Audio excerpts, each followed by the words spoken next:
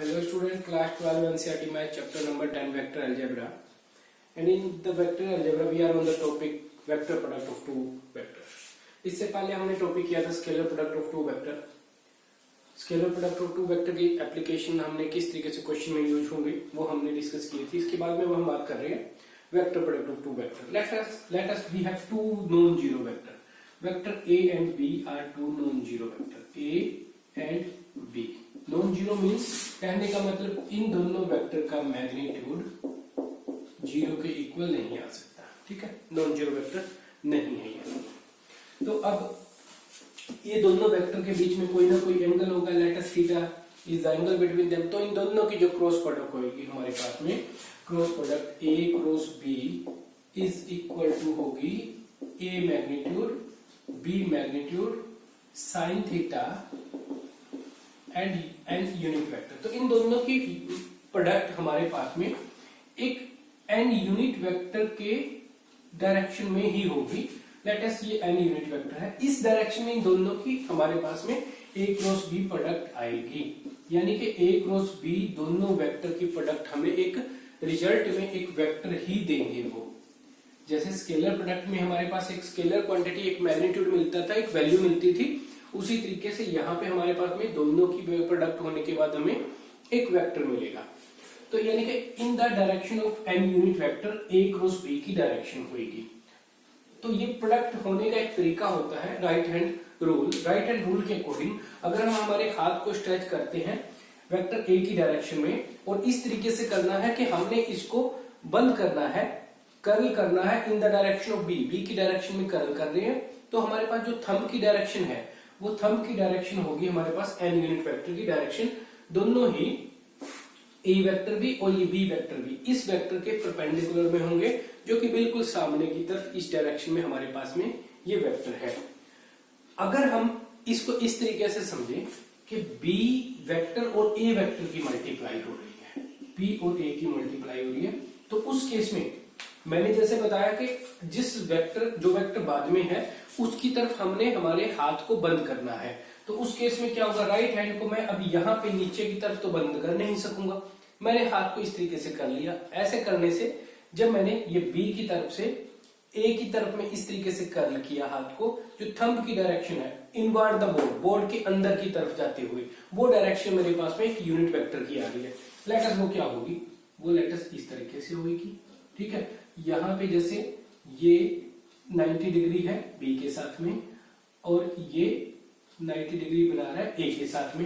अब इसी तरीके से ये वेक्टर जो है, ये वेक्टर भी B के साथ में 90 डिग्री बना रहा है, ये वेक्टर B के साथ 90 डिग्री बना रहा है और ये वेक्टर भी B के साथ 90 डिग्री बना रहा है. मतलब कि दोनों ही वेक्टर एक दूसरे के साथ 180 डिग्री पर है. 180 डिग्री पर होने का मतलब क्या है, ये भी n यूनिट वेक्टर है, ये भी n यूनिट वेक्टर. तो उस केस में ये नेगेटिव डायरेक्शन में है, इस n के नेगेटिव डायरेक्शन में होगा. तो यहां से हम कई सारे इसके केस डिस्कस करेंगे कि इस केस में क्या होगा और उस केस में क्या होगा. तो यहां से हमने क्या डिस्कस किया अभी तक कि A क्रॉस B की जो क्रॉस प्रोडक्ट है वो A magnitude B magnitude sine theta n unit vector. n unit vector क्या है, A और B दोनों वेक्टर के परपेंडिकुलर में एक वेक्टर यूनिट वेक्टर है, जिस डायरेक्शन में हमें A क्रॉस B का मैग्नीट्यूड इस वेक्टर से यूनिट वेक्टर से मल्टीप्लाई होके एक वेक्टर मिलेगा A क्रॉस B. ये वेक्टर हमें मिलेगा. अब लेट अस, जैसे हमने पहले वाले स्केलर प्रोडक्ट के केस में डिस्कस किया था, A क्रॉस B अगर हमारे पास जीरो हो उसकी इंप्लीकेशन क्या क्या इंप्लाइज करता है. ये A cross B is equal to zero. This implies, ये इंप्लाई कर रहा है कि A वेक्टर का मैग्नीट्यूड जीरो हो या फिर और B वेक्टर का मैग्नीट्यूड जीरो हो, तो उस केस में भी ये रिजल्ट जीरो आ सकता है.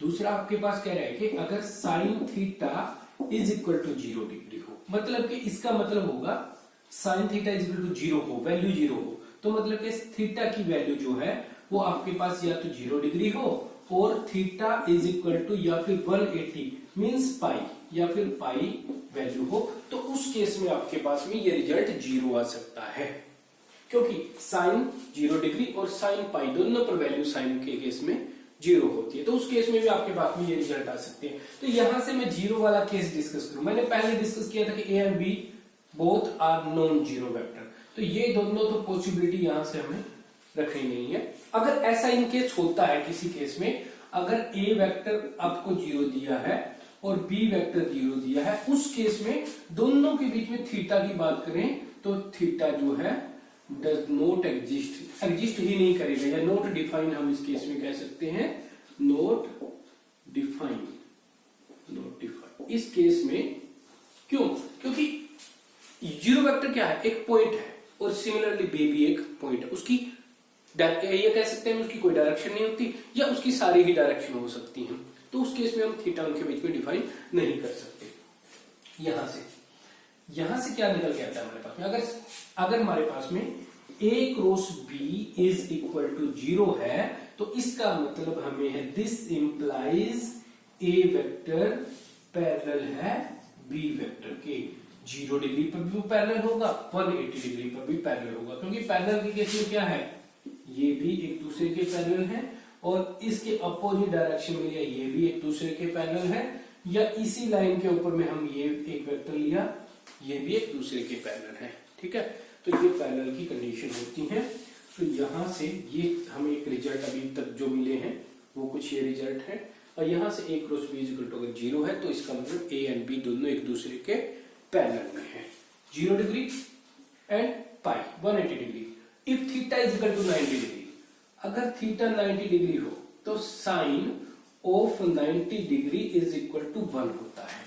साइन ऑफ 90 डिग्री हमारे पास 1 होता है, तो उस केस में हम यहाँ पे 1 रख देंगे वैल्यू, यूनिट वेक्टर की वैल्यू 1, और उस केस में आपके पास ये a क्रॉस b की जो प्रोडक्ट है वो इस वैल्यू के इक्वल आ जाएगी, इस वैल्यू के इक्वल आ जाती है दोनों की प्रोडक्ट। देखते हैं इसके बाद नेक्स्ट, अगर हम बात करें 90 वाला केस, ठीक है, उसके बाद में 90 वाला केस अभी हमने डिस्कस किया, a cross b is equal to magnitude of a magnitude of b and sine 90 degree and unit vector. ठीक है, यूनिट वेक्टर यहाँ पे हमने लिखा। अब यूनिट वेक्टर की डायरेक्शन में, यूनिट वेक्टर की वैल्यू आपको पता है, यूनिट वेक्टर का मैग्नीट्यूड 1 होता है, लेकिन यहाँ पे भी हमने वेक्टर यूज करना है, तो इसके अकॉर्डिंग दोनों के बीच अगर ये हमारे पास में 90 डिग्री है तो ये वैल्यू क्या बनाएगा, 1 बनाएगा। तो a cross b is equal to यहाँ पे value 1 and into n unit vector in the direction of unit vector, मतलब कि जिस डायरेक्शन में a क्रॉस b आएगा उस डायरेक्शन में यूनिट लेंथ का वेक्टर। तो यहां से मैग्नीट्यूड कर दिया दोनों साइड में, a cross b is equal to a magnitude b magnitude into में n यूनिट वेक्टर। सबके ऊपर में मैग्नीट्यूड है, ये ऑलरेडी मैग्नीट्यूड थे, ऐसे ही आ जाएंगे n यूनिट वेक्टर के ऊपर में मैग्नीट्यूड, तो ये वेक्टर हमारे पास यहाँ से क्या आ जाएगा, 1 आ जाएगा। तो यानी कि ये हमारे पास में यहाँ से रिजल्ट आपको मिल रहा है इन। नेक्स्ट बात करते हैं a cross b is equal to a vector magnitude and b vector का magnitude sine theta. a cross b किया हमने तो ये डायरेक्शन हमें मिल रही है n यूनिट वेक्टर की डायरेक्शन। अगर हमने b क्रॉस a किया हो तो इस तरीके से हमारे पास में direction inward the board means ये वाली डायरेक्शन होगी, b cross a is equal to magnitude of a magnitude of b magnitude of a and sin theta।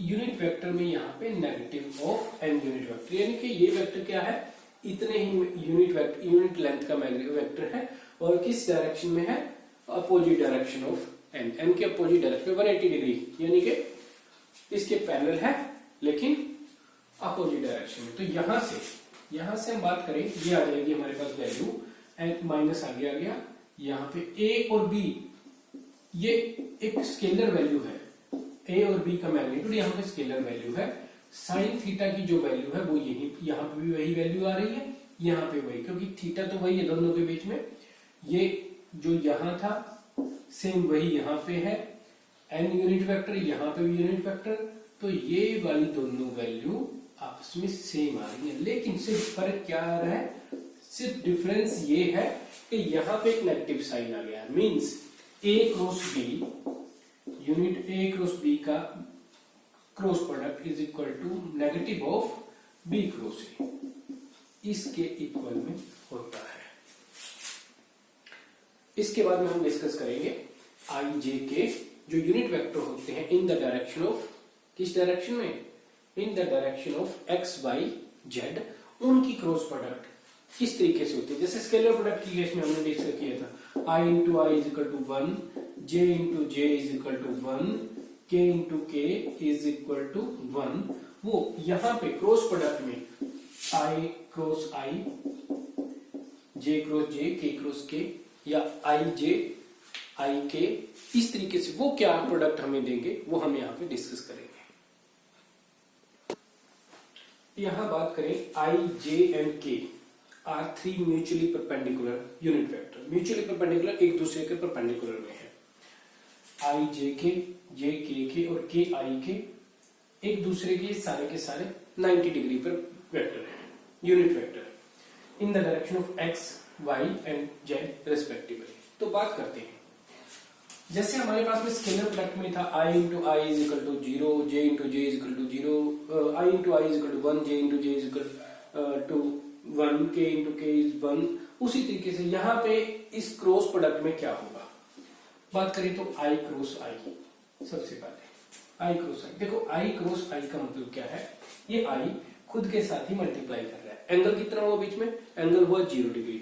और हमने डिस्कस किया था, जब हमने डिस्कस किया है केस अगर 0 होगा दोनों केस में, हमारे पास था कि ए क्रॉस बी की प्रोडक्ट अगर 0 है तो उसका मतलब कि दोनों ही एक दूसरे के पैरेलल में है। यहाँ पे ये भी तो पैरेलल में है, तो इस केस में भी रिजल्ट क्या आएगा, 0 आएगा। देखते हैं, हमने यहाँ पे वैल्यू पुट की I into I is equal to I magnitude, unit vector है तो मैग्नीट्यूड क्या आ जाएगा, 1 आ जाएगा, इसका मैग्नीट्यूड भी 1। साइन थीटा 0 डिग्री है, 0 डिग्री पर वैल्यू 0 होगी, 0। और यूनिट वेक्टर चलो इसकी डायरेक्शन में कोई भी यूनिट वेक्टर होगा वो बाद में डिस्कस होगा। तो देखते हैं यहाँ पे 0 आ गया, सभी के प्रोडक्ट को क्या बनाएगा, 0 बनाएगा। इसका मतलब कि I cross I, similarly J cross J and K cross K, all three, इन सब का डॉट क्रॉस प्रोडक्ट हमारे पास 0 होगा। नेक्स्ट बात करेंगे, इसके बाद जब अल्टरनेटिवली मल्टीप्लाई होगी, आई जब जे के साथ में मल्टीप्लाई कर रहा है तो क्या वैल्यू होगी, जे जब के से मल्टीप्लाई कर रहा है तो क्या वैल्यू होगी, और के जब आई से मल्टीप्लाई कर रहा है। मैंने किस अकॉर्डिंग डिस्कस किया, एंटी क्लॉकवाइज डिस्कस किया, यानी कि जब आई जे से मल्टीप्लाई कर रहा है, जे जब के से मल्टीप्लाई कर रहा है, के जब आई से मल्टीप्लाई कर रहा है, तो उस केस में क्या रिजल्ट आएगा देखते हैं।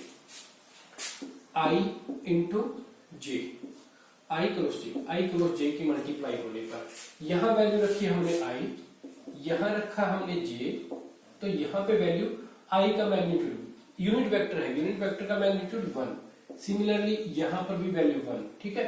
और उसके बाद में यहां पर दोनों के बीच में 90 डिग्री एंगल है, 90 डिग्री एंगल होने पर इन दोनों के परपेंडिकुलर में जो एक यूनिट वेक्टर होगा वो यहां पर आएगा।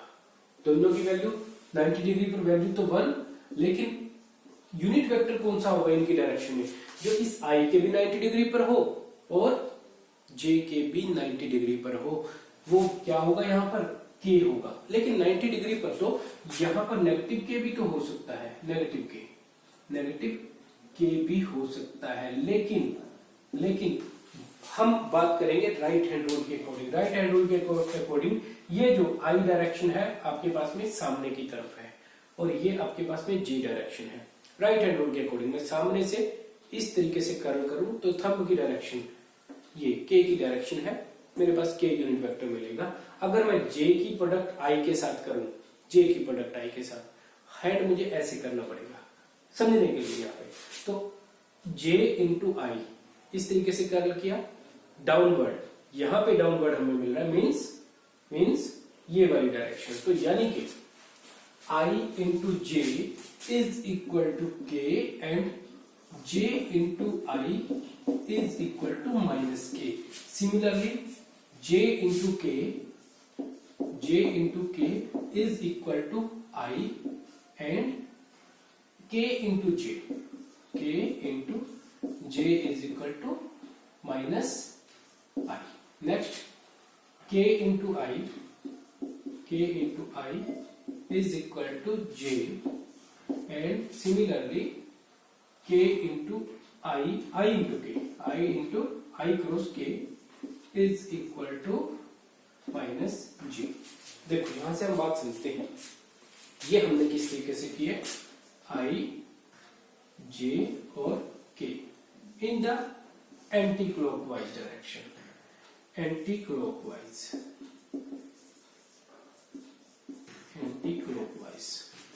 आई जे के आई एंड के जे आई, इस तरीके से।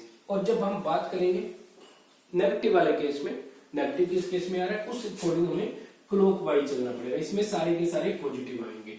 और यहां पे बात करें जब हम आई जे और के, इस अकॉर्डिंग अगर हम चलते हैं तो क्लॉकवाइज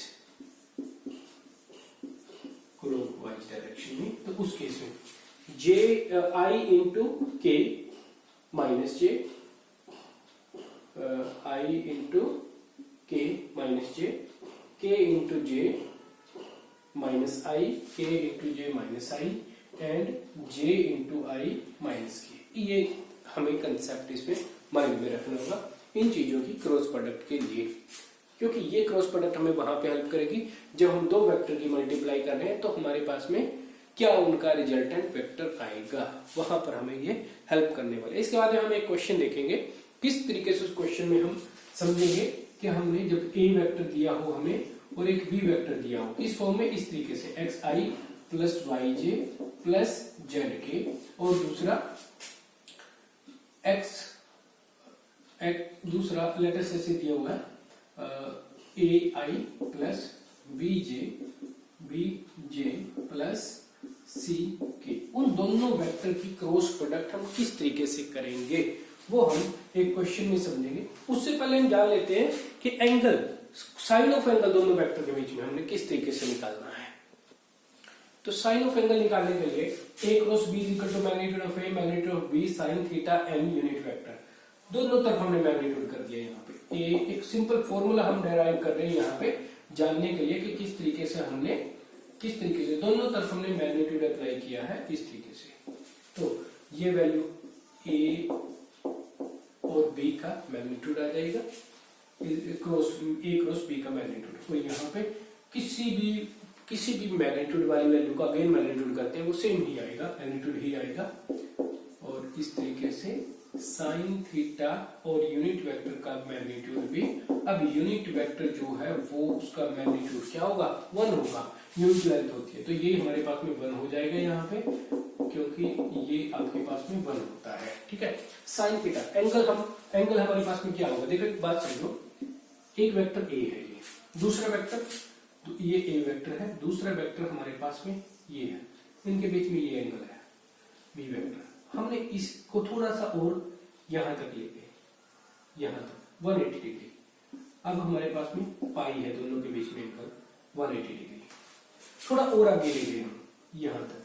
तो अब हमें यहां से क्यों हम एंगल मेजर करें, हम यहां से देखें ना, तो ये 180 से लेस वैल्यू आ रही है, तो दोनों के बीच में एंगल क्या हुआ, दोनों के बीच में एंगल जो है वो पाई से 0 से theta is equal to less than और equal to pi and greater than और इक्वल टू 0, ये हमारे पास में यहाँ पे केस हमें लेना होगा।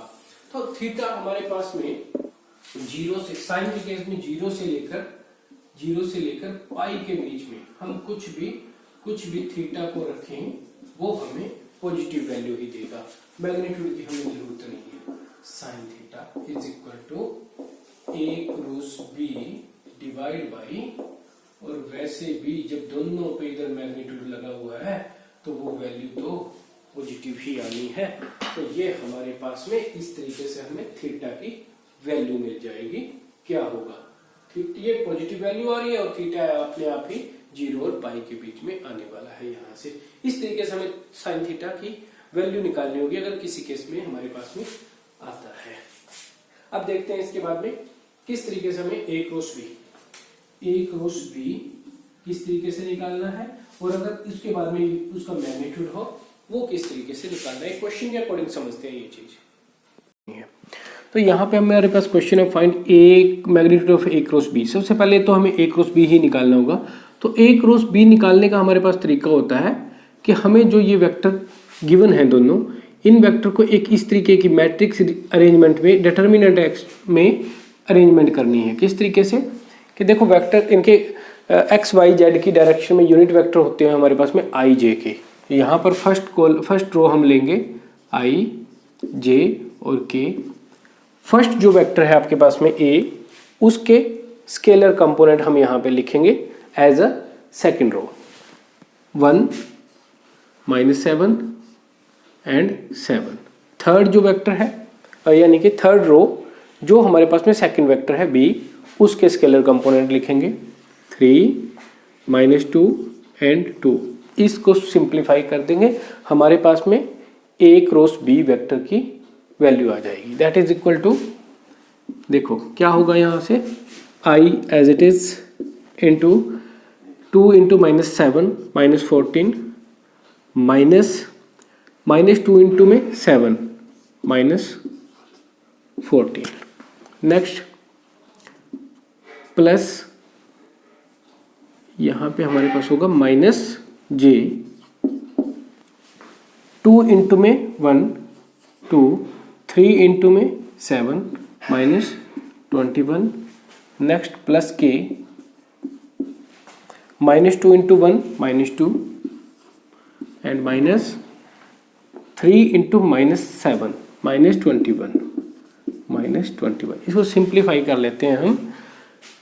-14 plus 14 it become 0 0i -2 -21 -19 j minus plus 19 j। यहाँ से हमारे पास में वैल्यू आ जाएगी +19 यानी कि ये वैल्यू हमारे पास आ जाएगी +19k। अब हमने नेक्स्ट इसका निकालना है मैग्नीट्यूड। ए क्रॉस बी वेक्टर जो आया है उसका मैग्नीट्यूड क्या होगा, यहाँ से ये हमारे पास आ गया है ए क्रॉस बी वेक्टर। अगर आपने यहाँ तक करना होगा क्वेश्चन में तो यहाँ तक आपका इस तरीके से रहेगा। 0i भी लिख सकते हो आप, या फिर आप इसको कंपोनेंट को ना भी दिखाओ, इस तरीके से भी रिप्रेजेंट कर सकते हैं। अब हमने निकालना है magnitude of A cross B. Magnitude of A cross B is equal to √ i के साथ में जो स्केलर कंपोनेंट होगा उसका स्क्वायर, सिमिलरली जे के साथ में जो स्केलर कंपोनेंट है यहाँ पे उसका हम स्क्वायर करेंगे, और यहाँ पे स्क्वायर करने के बाद वैल्यू आ जाएगी 19 इंटू में 19 स्क्वायर मीन्स, और प्लस में यहाँ पे 19 स्क्वायर। तो ये वैल्यू हम सिंप्लीफाई जब करेंगे तो सिंप्लीफाई होने के बाद 19 इंटू में 19 प्लस 19 इंटू में 19, तो यहाँ से दोनों में से हम 19 को कॉमन लिया, 19 प्लस 19 यानी कि 38 can be written as 19 into 2 means 19 को बाहर निकालो √2। This is A cross B magnitude 19 √2।